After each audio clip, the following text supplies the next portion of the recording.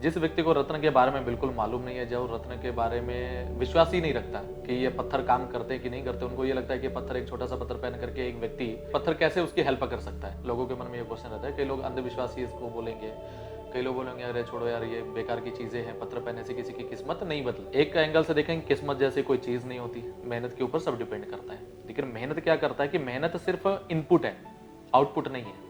पहली बात, same college से पढ़े हुए 10 प्रकार के लड़के, 10 लोगों का अलग अलग प्रकार की सोच है, सब लोग सेम काम करते हैं लेकिन सबकी तरक्की सब कुछ अलग होता है। पहला कारण, सेम पढ़ाई है, सब कुछ है तो सेम रिजल्ट आना चाहिए सबका, ठीक है।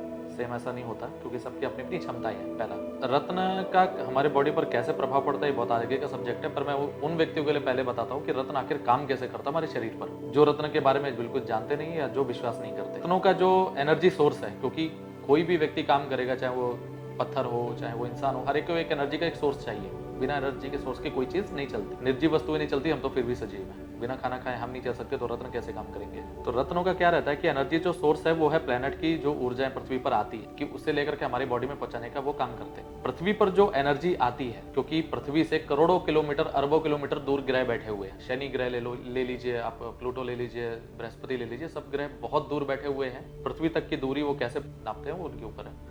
अगर आप आकाश का मानचित्र देखेंगे तो उसमें क्या देखते हैं कि सूर्य बीच में हो, सभी ग्रह उनकी परिक्रमा कर रहे हैं। तो आपने देखा होगा कि जब भी कोई चीज घूमती है तो उसका जो ऊर्जा होती है वो बीच में जाकर के एकत्रित होती है। जो केंद्र होता है उसकी एनर्जी वहां से इकट्ठी होती है, एकत्रित होती है। सूर्य जब उसकी परिक्रमाएं कर रहे होते हैं तो सबकी एनर्जी सूर्य के समीप जाती है। अगर आप भारतीय ग्रंथों में देखेंगे, पूजा पाठ वाले ग्रंथों में, तो उसमें लिखा हुआ है कि सूर्य सम्मुखे सर्वे ग्रह, मतलब सभी ग्रहों का जो मुख है वो सूर्य की तरफ है। दूसरी चीज, सूर्य का रंग जो है वो पीला या लाल आप मान सकते हैं, लेकिन उसकी किरणों में 7 प्रकार के कलर पाए जाते हैं। तो बाकी के कलर कहां से आए? सूर्य तो है नहीं, बैगनी भी नहीं है, ऑरेंज कलर का आप बोल सकते हैं, चाहे व्हाइट बोलिए, रेड बोलिए, लेकिन बाकी के कलर कहां से आए? तो जो 7 रंगों का जो संबंध है ना वो अन्य ग्रहों की एनर्जी से जुड़ा हुआ है। अब सूर्य की किरण जब पृथ्वी पर पहुंचती है तो वो पौधों पर भी पड़ती है, इंसानों पर भी पड़ती है, अलग अलग चीजों पर पड़ती है। इसमें बहुत सारे वैचारिक मतभेद हैं। कई विद्वानों का मानना है कि भाई जब जो हम खाना खाते हैं, हरी सब्जियां खाते हैं, जो भी हम करते हैं उसके थ्रू हमें ग्रहों की एनर्जी मिलती है।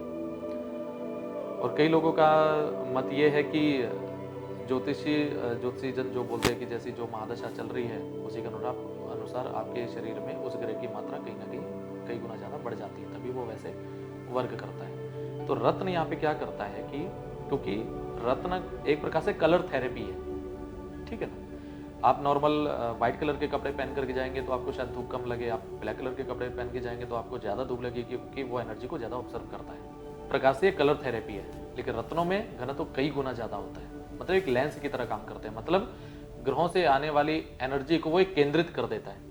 जो रत्न जिसमें कलर की घनत्व ज़्यादा है तो वो क्या करता है कि बाकी एनर्जी को रिफ्लेक्ट कर देता है और सिर्फ उसी एनर्जी को खींचता है जिस कलर का वो है।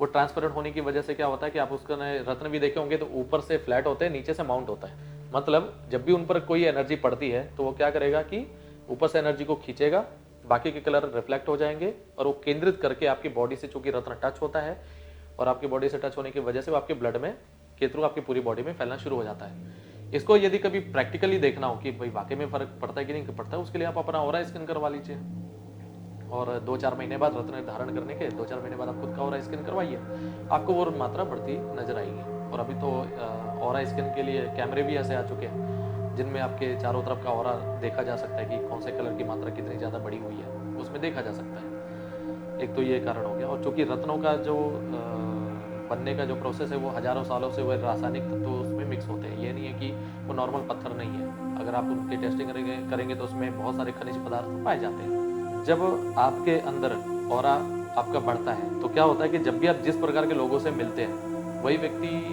मिलते समय या वो आपके लिए बहुत ज़्यादा हेल्पफुल हो जाता है या आपके ऑपोजिट चला जाता है। तो सारा खेल एनर्जी का है। मान के चलिए आप किसी इंटरव्यू में गए, आप पढ़ने में लिखे बड़े होशियार हैं, सब कुछ आपकी डिग्री विग्री सब कुछ है, लेकिन वो व्यक्ति आपके लिए कुछ नेगेटिव सोच के बैठ गया, कोई चीज़ उसको नेगेटिव हिट कर गई, तो शायद वो आपके लिए जॉब के लिए वो मना कर दे। वही रत्न पहन करके आप जा रहे हैं या फिर आप पूजा पाठ कर रहे हैं या कोई साधना कर रहे हैं जिसकी वजह से कुल मिला के आपकी ऑरा आपके पावरफुल बना हुआ है या फिर आपके अंदर एक ऊर्जा प्रवाहित हो रही है, तो सामने वाले व्यक्ति को पॉजिटिवली करती है। अब बिना मेहनत के करना चाहे तो रत्नों का सहारा लीजिए, वरना आप मंत्रों का भी सहारा ले सकते हैं। ग्रहों को मजबूत करने के लिए रत्न ही सब कुछ नहीं है, पर रत्नों का एक सरल रूप है कि आपको कुछ नहीं करना। भाई होटल गए, बना बना खाना खाया और बैठ गए, नहीं तो घर पे सब्जी लेकर के आइए बनाइए, तो वो होता है मंत्र जाप।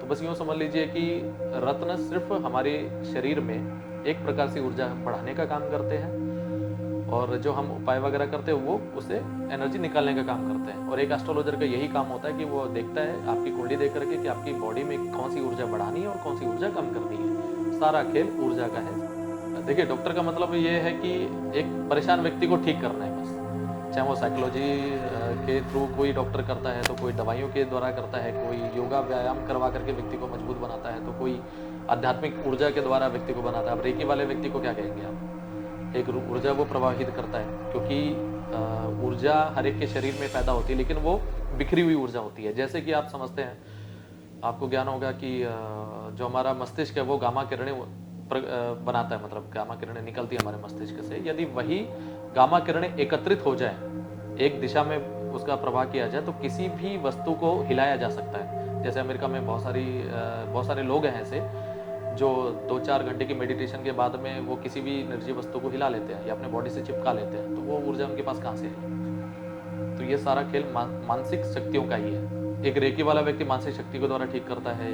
अब एक्यूप्रेशर वालों को क्या कहेंगे कि वो तो बिना दवाई के खेलेगा, आपकी खाली नस दबा करके वो कार्य करता है, लेकिन उसकी कार्य प्रणाली उसके लिए प्रभावी है। बस ये देखना होता है कि व्यक्ति कैसा बीमार है और उसको इलाज कैसा चाहिए। अगर आप देखेंगे कि किसी व्यक्ति को, जैसे हमारे गांव में बोलते हैं ना, नजर लग गई, अब इसकी आज तक कोई मेडिसिन ही नहीं बनी, उसके लिए आप क्या कहेंगे? गांव में माता जी जाती है, वो कभी कैसे झाड़ा लगा देती है, कभी मिर्चा ऊपर से घुमा कर निकाल देती है, वही बच्चा खुश नजर आता है, लेकिन रिजल्ट तो दिखता है, भले उसको साइंटिस्ट कुछ माने या ना माने। तांत्रिक ऊर्जा के पास में लोग जाते हैं तो कोई झाड़ फूकी कर देते हैं, लेकिन उनका सिर्फ एक ही काम होता है कि वो नेगेटिव ऊर्जा जो है शरीर की, उसको बस निकालने का काम करते हैं। आशीर्वाद वगैरह हम क्यों लेते हैं? आशीर्वाद का मतलब क्या है? कहीं ना कहीं ऊर्जा ही लेना है सामने वाले व्यक्ति से। जब आप किसी व्यक्ति के बारे में पॉजिटिवली बोलेंगे तो वो भी एक ऊर्जा निकल रही होती है, और ऊर्जा शरीर से 2 ही रास्तों से ज़्यादा निकलती है, एक मुख से और एक अपनी आंखों से। इसलिए लोग बोलते हैं मौन व्रत रखिए ताकि आपका शरीर में ज़्यादा से ज़्यादा ऊर्जा बच सके। अब आंखें बंद करेंगे, मेडिटेशन करेंगे, आप ज़्यादा ऊर्जावान महसूस करते हैं, क्योंकि इससे ऊर्जा हम शरीर की खपत नहीं होती। व्यक्ति को कहीं ना कहीं ठीक किया जा सकता है। अब किसी की हड्डी टूटी हो तो उसमें एस्ट्रोलॉजर क्या करेगा? उसके लिए तो डॉक्टर ही चाहिए।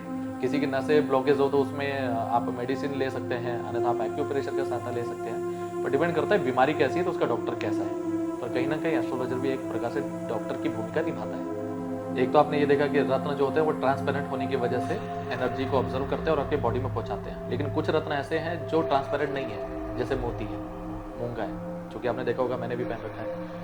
ये अपने आप में ट्रांसपेरेंट नहीं है, तो फिर ये अपनी ऊर्जा कैसे देते हैं? कुछ प्लैनेट की एनर्जी तो हमें चाहिए, लेकिन कुछ प्लैनेट से संबंधित अपने आप रखते हैं। जैसे मोती है, मोती अगर देखेंगे तो चंद्रमा से संबंधित है।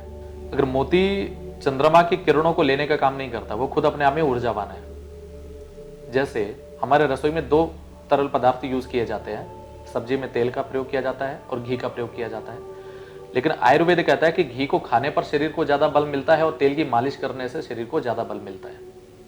अर्थात कुछ चीजें ऊपर तौर पे हमारे शरीर से सब संपर्क बनाएंगे तो हमें लाभ मिलेगा, उसका लाभ मिलता है, क्योंकि उसकी कार्य प्रणाली अलग प्रकार से है। उसी प्रकार मूंगा है, मोती है, इनकी कार्य प्रणाली अलग से प्रकार से है, क्योंकि ये खुद ऊर्जावान है। ये अपने आप में ऊर्जावान होने की वजह से क्या होता है, जब भी आपने देखा होगा कि मोती पहना हुआ व्यक्ति शांत होने लगता है। क्यों होने लगता है? क्योंकि घर्षण से भी ऊर्जा शरीर में पहुंचाई जा सकती है। जैसे तेल की मालिश की बात मैंने आपसे की। अब मोती शरीर से चिपका होगा तो क्या होगा कि व्यक्ति के अंदर कैल्शियम की मात्रा कहीं ना कहीं बढ़ेगी। ठीक है, कैल्शियम की मात्रा खाने से भी बढ़ाई जा सकती है और वैसे भी बढ़ाई जा सकती है, क्योंकि मोती का मेन सोर्स कैल्शियम है। अब शरीर में जब गुस्सा व्यक्ति का बढ़ता है तो उसमें पित्त की मात्रा शरीर में बढ़ जाती है, और मोती पहनने से वो शांत होने लगता है। मूंगा क्या करता है कि मूंगा जैसे हमारे बॉडी से टच होता है तो ब्लड सर्कुलेशन कहीं ना कहीं बढ़ जाता है, पहले से मात्रा उसकी बढ़ जाती है। उसी कारण से जो मूंगा रत्न है वो सिर्फ अपने शरीर के साथ संपर्क से बना ले उतने में तो कार्य शुरू कर देते हैं। अभी कई लोगों के मन में आता है कि यदि कोई प्लेनेट से संबंध है इसका, रत्नों का, तो फिर सुबह पहन ले, रात को उतार के रख दे, तो क्योंकि सूर्य की किरणों से संबंध है, और सूर्य की किरणें जब पृथ्वी पर नहीं है तो वो रत्न काम करेगा कि नहीं करेगा? कई लोग बोलते हैं ना, रात को सोते समय हमने उतार लिया लेकिन दिन में हमने फिर से पहन लिया, लेकिन ऐसा नहीं होता। ऊर्जा हमारे चारों तरफ प्रवाहित रहती है। जो हमारे शरीर में जो एक ऑरा निर्माण हो चुका है वो कंटिन्यू बना रहे, इसलिए रत्न कंटिन्यू पहन के रखना चाहिए। वही सब लोग जैसे सोचते हैं कि रात को उतार के रख दिया और सुबह फिर से धारण कर लिया, तो उनको ऐसा नहीं करना चाहिए, क्योंकि रत्न हमारे शरीर के ऑरा को कंट्रोल करता है, कहीं ना कहीं उसके साथ ऊर्जा बना के रखता है। जो हमारे चारों तरफ ऊर्जा का एक ऑरा बना हुआ है, तो उसमें मतलब ऊर्जा आपने रत्न उतार के रख दिया तो आपका ऑरा ऑलरेडी वैसा ही बना रहेगा, उसमें चेंजेस आने शुरू हो जाते हैं। तो वो ना हो, तो अगर आपको रत्न का ज़्यादा फायदा चाहिए तो कंटिन्यू उसको पहन करके रखिए, उसको उतारिए मत। रुद्राक्ष कैसा है कि कुछ चीज़ें अपने आप में एक पवित्रता से जोड़ी जाती है, जिन्हें अपवित्र अवस्था में नहीं पहनना चाहिए। जहाँ पे आध्यात्मिक ऊर्जा की बात आ जाती है, ठीक है, रत्न तो साइंटिफिक है, वो अपना किसी भी अवस्था में वो अपना काम करेंगे ही करेंगे। एक आध्यात्मिक ऊर्जा के साथ जब वो चीज़ जुड़ जाती है तो उसमें फिर नियम जुड़ जाते हैं। जैसे रुद्राक्ष पवित्र वस्तुओं में आता है कि वो पवित्र है, उसे आप अपवित्र अवस्था में मत धारण कीजिए। सेकंड, आप देखेंगे तुलसी की माला है, आप उसको भी मत धारण कीजिए, ठीक है। आपने यदि कोई ताबीज़ या कुछ भी पहन रखा है, शरीर में कोई यंत्र धारण किया हुआ है, तो अपवित्र अवस्था में उसको भी मत पहनिए। कुछ चीज़ें अपवित्र अवस्था में कुछ हद तक चल जाती है कि भाई सुबह आप डेली तो हम हाथ में बांध के नहीं रख सकते ना, अब फिर से उतारेंगे फिर से पहन सकते, ऐसा तो नहीं कर सकते। रत्न वगैरह चल जाते हैं, लेकिन जब इसका सूतक का समय आता है तब ये चीज़ें भी व्यक्ति को दूर कर देनी चाहिए, क्योंकि उससे उनकी ऊर्जा, आध्यात्मिक ऊर्जा कम होती है, क्योंकि उनका जो मेन बल है वो आध्यात्मिक ऊर्जा है, वो अपने आप में ऊर्जावान वैसे नहीं है। आप रुद्राक्ष को देखेंगे तो रुद्राक्ष को लोग जो धारण करते हैं या फिर रुद्राक्ष का जप करते हैं रुद्राक्ष की माला से, तो कहीं ना कहीं उनको रुद्राक्ष माला के पहले संस्कार करने का निर्देश दिया हुआ है। जितने भी ज्ञानी जन है, गुरुजन है, वो उनको बोलते हैं कि पहले रुद्राक्ष की माला वगैरह सिद्ध कर लो फिर धारण कर लो। सिद्ध करने का संबंध यही है कि कहीं ना कहीं उसे एक ऊर्जा प्रदान की जाती है, ऊर्जावान बना करके फिर उसे धारण किया जाता है, इसलिए अपवित्र अवस्था में धारण ना करें। देखिए, पुखराज जो सबसे अच्छा माना जाता है, देखिए रत्नों में क्या होता है कि जितना उसमें कलर की मात्रा जो उसका है वो ज़्यादा हो और उससे भी ज़्यादा वो ट्रांसपेरेंट हो। सबसे अच्छा तो पुखराज श्रीलंका का माना जाता है, क्योंकि वो पीलापन तो लिया होता है लेकिन ट्रांसपेरेंट बहुत ज़्यादा होता है। और बैंकॉक के भी पुखराज आते हैं, जयपुर में भी पुखराज मिलते हैं, लेकिन जो बैंकॉक के आप पुखराज देखेंगे वो ज़्यादातर ज़्यादा डार्क होते हैं, डार्क, उनमें पीलापन बहुत ज़्यादा होता है।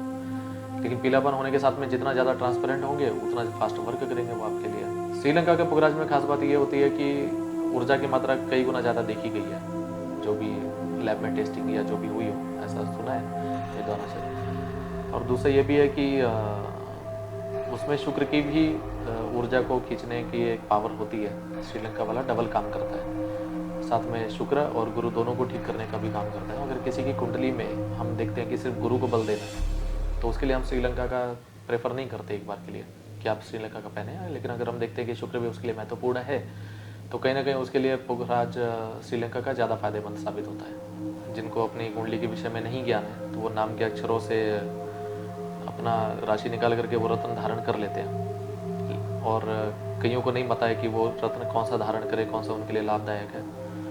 तो देखिए, उससे सबसे अच्छा कार्य ये होता है कि कुंडली दिखवा करके आपको क्या चीज़ चाहिए, मतलब आपको बिजनेस चाहिए या संतान को लेकर के समस्या है या फिर तरक्की को लेकर के समस्या है, पर्सनल लाइफ और प्रोफेशनल लाइफ के लिए हर एक अलग अलग रत्न निर्धारित किए गए हैं। प्रत्येक कुंडली के हिसाब से अलग अलग रत्न होते हैं। आपको कौन सा रत्न पहनना चाहिए, इसके लिए आप कॉन्टेक्ट कर सकते हैं, और आपको आपकी जन्म कुंडली की पूरी डिटेल दी जाएगी, और साथ ही आपको कौन सा रत्न किस कार्य क्षेत्र में कार्य करेगा उस विषय में आपको पूरी जानकारी दी जाएगी। यदि आपको किसी भी प्रकार का मार्गदर्शन चाहिए तो आप मुझसे कांटेक्ट कर सकते हैं सुबह 10 बजे से लेकर के शाम से 5 बजे तक।